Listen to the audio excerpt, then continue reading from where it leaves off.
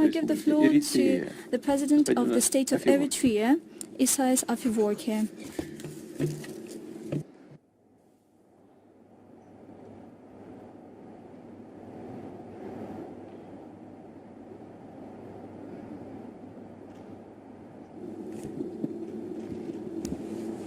Your Excellency, Mr. Afewerki, you have the floor.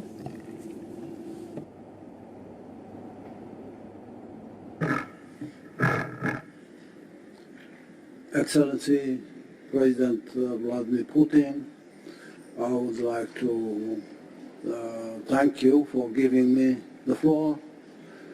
I have an unwritten document to mention the statements made by previous speakers have addressed almost the fundamental issues of this joint summit between the Russian Federation and the African continent. My emphasis would be on the process that we are undertaking now through consultation, developing consensus is very critical. We are in this second phase of the Russia-Africa summit, which, in my opinion, has highlighted and developed some of the fundamentals for this strategic partnership. But the strategic partnership will have to take stock of serious issues at the moment. I would suggest that a mechanism be established to develop or to prepare a document for strategizing on this strategic partnership between the Russian Federation and the continent. But this strategy will not have to be a general framework for the partnership that we'll have to build. We need to further move towards identifying areas of cooperation within the strategy and prepare documents for concrete projects on each and every sector and industry. The sectoral and industrial planning within a broader strategy, taking stock of details that will have to be prepared for the mobilization of resources.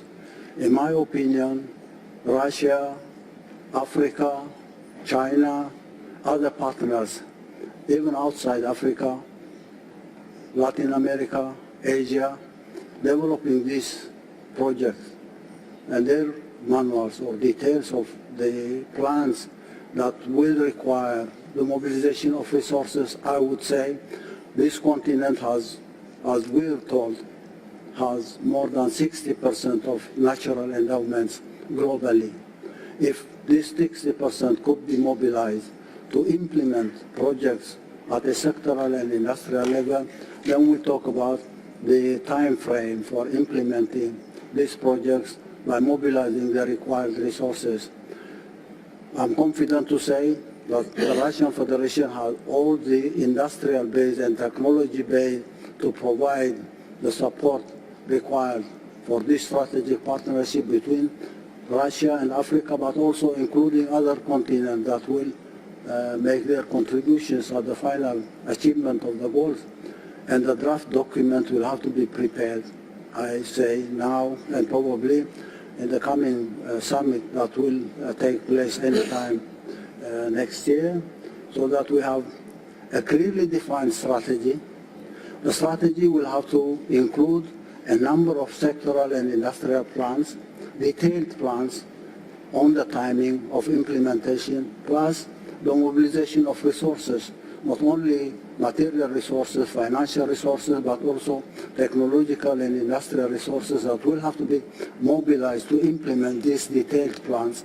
The detailed plans could be implemented by putting in place mechanisms that will take every project on its own and implement, ultimately creating an integrated approach on implementing those particular programs.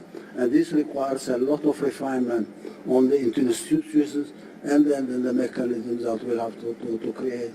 I would urge all those who have the resources above any other party, I would urge the Russian Federation to provide the support and make the contributions for detailing out the strategy, working out detailed plans on objectives that will be defined by clearly detailed the technological and quantifiable numbers, plus the time frame for implementing this project.